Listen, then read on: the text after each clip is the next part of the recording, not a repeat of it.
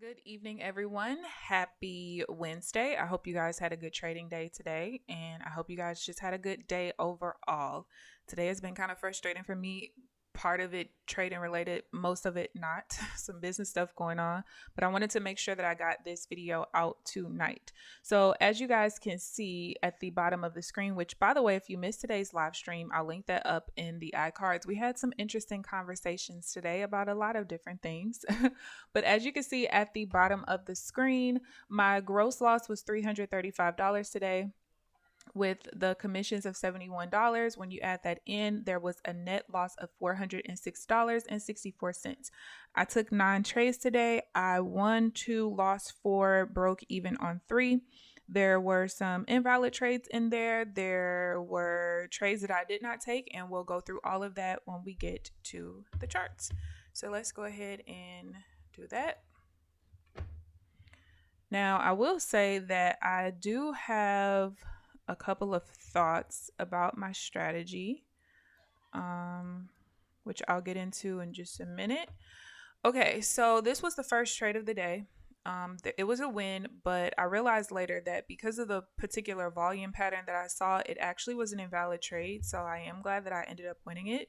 But when I saw that we had the first trade within the first 5 minutes, because this trade was at 8:31 this morning, I kind of figured that I would at least get some pretty decent movement and be able to get into some trades. So this was the second trade that I took. This one in particular was invalid, and when I realized that it was, I quickly broke even, which I don't really expect to be 100% like accurate with my entries and trades and stuff just yet anyway, because I am still making tweaks. So there are times where I just forget certain things, like, oh, I didn't used to do that and I do now, or oh, I used to do it and I don't anymore.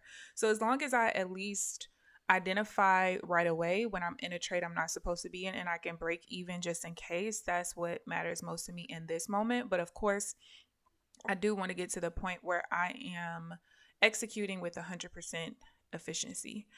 All right, so this was the first trade that I won't even say that I missed. This particular trade happened twice today, and it was my 1 bar pullback, and it was kind of like a counter trend to where the overall trend was at the time. And so because of the way it looked, I just was confused, because this doesn't set up often, but the way it's set up is the exact way I'm supposed to take it, but it doesn't set up often. So sometimes I just get confused when I see it. Because there are certain 1 bar pullbacks that I take, some that I don't. And this particular one was one of 2 today that happened that I actually should have taken and I did not.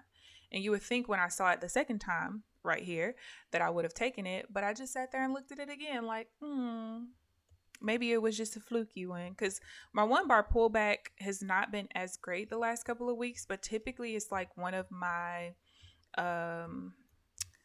higher accuracy trades as far as like the win-loss ratio and everything. So I don't know.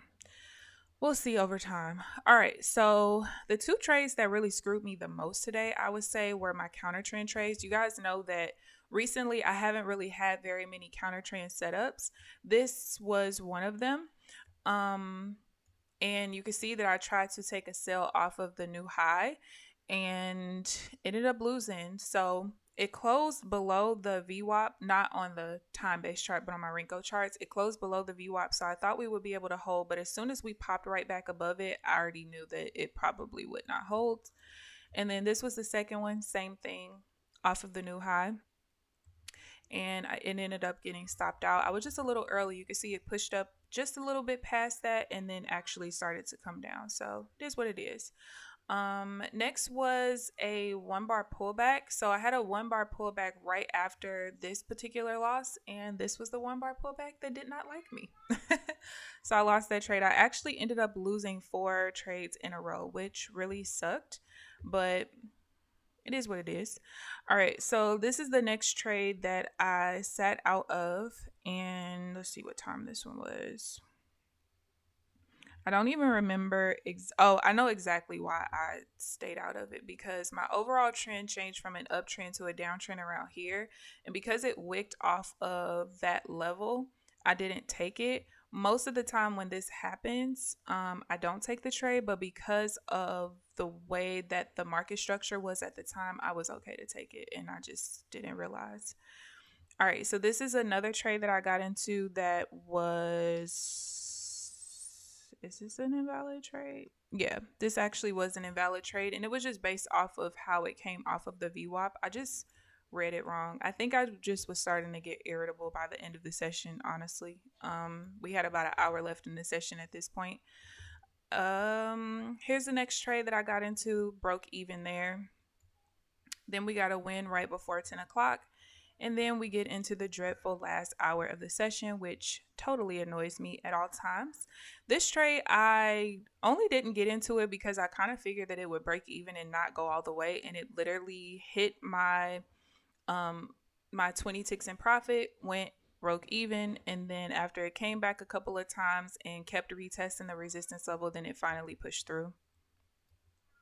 Here is the last trade that I took, and this one broke even. However, on my follower account, it went to the whole take profit, and it was so crazy because it was like I saw something moving out of the corner of my eye. I keep the NinjaTrader control center open in the bottom left corner, and I was explaining on the stream that like before I used to, during the live stream, I would always keep the accounts tab open so that you guys can see, you know, the balances and all of that stuff moving in real time. But ever since I started using Rhythmic's P&L on my screen, I need to keep the positions tab open and not the accounts tab, because with so much information being on that screen, I don't really pay attention to the unrealized profit and loss when it's happening. Whereas when I'm using the positions tab, I can clearly see that, oh my God, I'm out of the trade on my screen, but I still have stuff going on the left-hand side. So I just so happened to see something flash green out of the corner of my eye. And I was like, oh my God, I'm still in the position. And before I could even close it, it went ahead and took profit. So I'm glad that it did. And from there, I went ahead and I switched back to the positions tab. I know that people complain about the Apex copier and that happening to them a lot and they blow accounts. First of all, that's exactly why you should have the positions tab open. And no matter if you use the Apex copier, the Replicanto copier, no matter what copier you use. Sorry, my 2-year-old nephew just busted through the door. Thank you. No matter what copier you use, I feel like you should always keep your positions tab open at all times, no matter what. And before you get off the charts, you should also check your working orders and make sure, because especially if you're someone who keeps your charts open even when you're not trading, always make sure you don't have any active orders anymore, because that can happen as well. So yeah, that one ended up breaking even, but on the actual follower, it took profit. And that was my last trade of the day. Yeah. All right, so let's go ahead and switch gears and I will show you guys the accounts. So the 25K account up there is now down about $170 something, it looks like. And you can see how the total P&L for the 25K account, which is the follower, is negative $145, whereas the leader account, which is a 50K account, is at negative 260. So I know I've had some people like ask, why do I use the account with the largest drawdown available as the leader? Well, I do that because, and I see why people do it the opposite.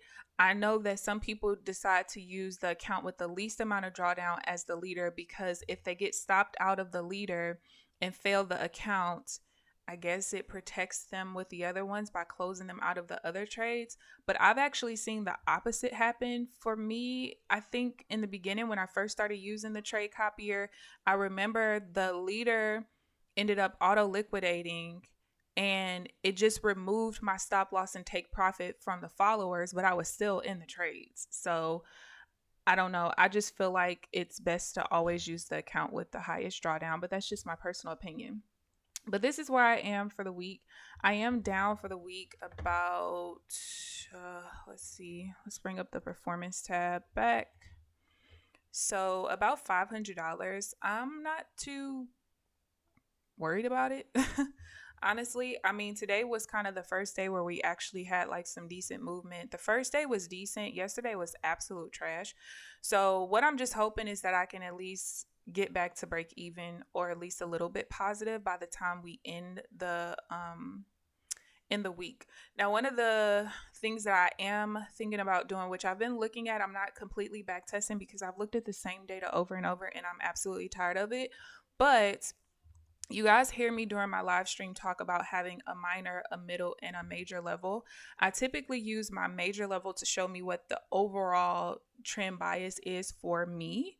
But I think that I'm actually going to start going based off of the middle level instead. I'll still have my major level on the chart, but that won't be what determines my overall bias. So I am looking at switching things up just a tad bit, not too much. It's not really going to change too much of how I'm trading, but it will just a little bit. So we'll see. I am going to start doing that starting tomorrow, and we'll just see what the outcome is over time. So I hope you guys enjoyed the video. Feel free to comment down below. Please like this video, subscribe if you haven't already. But other than that, I will see you guys bright and early tomorrow morning. Have a good night.